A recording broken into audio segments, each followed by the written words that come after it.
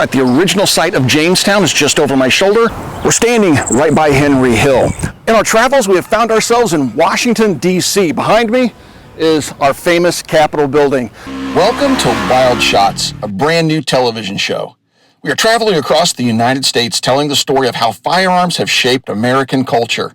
We are traveling to historic sites, manufacturers, retailers, and of course, we will be shooting a lot of interesting firearms and pulling off some wild shots. There's this whole thing with rights and responsibilities, right? And I think we have to keep talking about that because you and I are both, I think the idea of responsibility is incredibly important, but the idea of compromise or restriction of rights is also incredibly important to fight. We've already regained so much, and one of the things we've regained, I think, is a gun culture. We have over 100 million gun owners, over 450 million guns in private hands, plus a few that are 3D printed that aren't getting counted, right? Right. But what we and God bless them. I love yeah, exactly. But what we need to do is make sure we're encouraging training. I think if a gun shop is selling a gun and they're not talking about proper staging of a defensive gun, quick access safes, things like that, if you're not talking about a resource like Personal Defense Network, books, DVDs, there's so much information out there for free. 90-degree turn, bring the gun to your line of sight, then drive out and get that shot. Okay. Here we go. Nice. Assess. I don't want to stick the gun out and let him hit this out of my hand. This is my defensive tool. I don't want to hit the window and get pushed offline. I don't want to push the gun out of battery. So what I'm actually going to do is, as much as I'm extending the gun into my line of sight, I'm also leaning back. Ground pounders, they're not their offensive weapon. They're focused on the rifle. But in the special operations community, you guys use those handguns offensively in every way you can think of. Can you tell me a little bit about that? Sure. And SIG, I remember getting our first SIGs at the team. We were so ecstatic to have these new weapons, you know. We love the SIG. We love the SIG.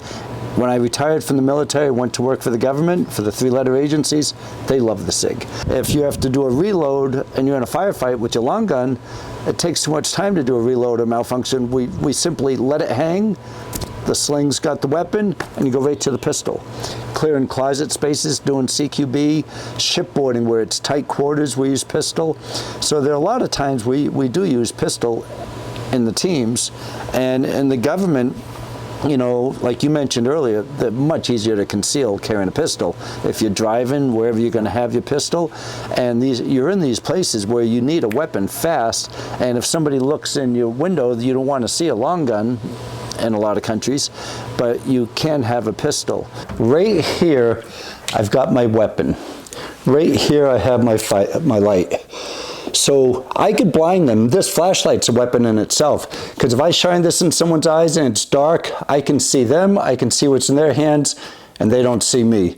So it's important to have your weapon, a flashlight, and your cell phone within arm's reach. Always have it within arm's reach. They keep the weapon so they're ready to fire. So if there is a threat, and I'm moving this way, if there is a threat, I don't have to take it from up here all the way down.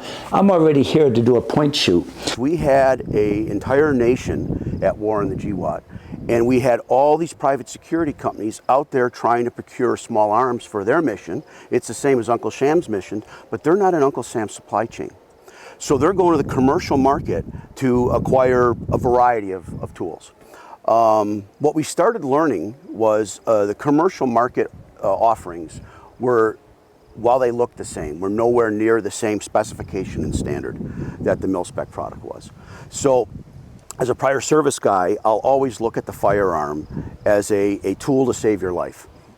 And when you start making these shortcut changes in the commercial market, the reliability of the weapon system en masse is going to come down. We started doing component by component, was offering products that were made to the true mil standard.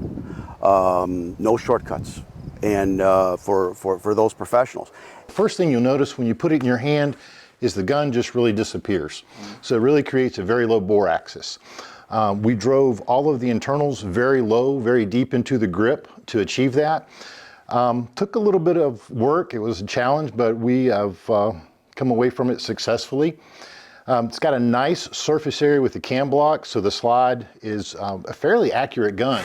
The way that we run a lot of the parts with Avidity is we'll take a piece of stock and we'll put this little dovetail on it.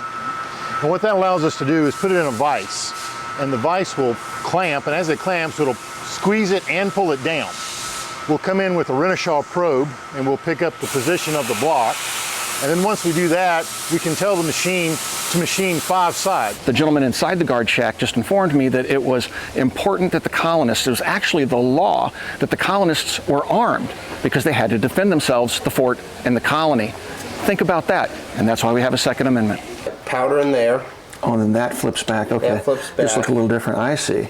So, and that's in the position ready to fire. And when it squeezes the trigger, it actually knocks that back, and it sparks against the. Well, doesn't go all the way down. There we go. When Okay. it sparks against that, it'll actually knock that out of the way. And just behind me are the 2 cannons that Captain Griffin brought up to try to disrupt the Confederate line. Now keep in mind, folks, they're going to have a mix of infantry and artillery firing. They were exchanging volleys for hours. And then finally, the Confederates had been first routed, but they were trying to bring them back together because they were surprised by the Union Army showing up. And they were scattered. And then General Bernard B., who was just right over here, he was trying to get his troops, his Confederate troops, to reform. And he gave the order, form, form. And in doing so, he said also, form over there. You see Jackson standing like a stone wall? And then he perished. He was killed. And the nickname Stonewall Jackson forever stuck, and that is how he got the nickname. When you hear somebody talking about the halls of Congress, in your mind's eye, you probably think something like Trump Tower, lined in gold. What I'm standing in right now is literally the halls of Congress, very modest, where all the work is done. Well, the Second Amendment is as important as any other constitutional provision and constitutional right. As we say, the First Amendment applies in all states, the Second Amendment applies in all states the same. It's an extremely important right to my constituents in Wyoming. They recognize the purpose of the Second Amendment is exactly what it says, that we all have the right to keep and bear arms.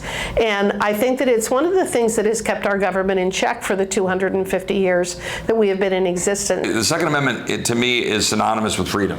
It is the last firewall for those of us who wish to live free. When you see tyranny spreading around the globe, when you see a weaponized government being used against the people, when you're seeing them targeting even just law-abiding citizens for engaging in their daily lives and trying to tell you how to live your life, the Second Amendment is that kind of last firewall, as I said, and I think it's critically important, and as a Texan, I know it's a deep part of who we are.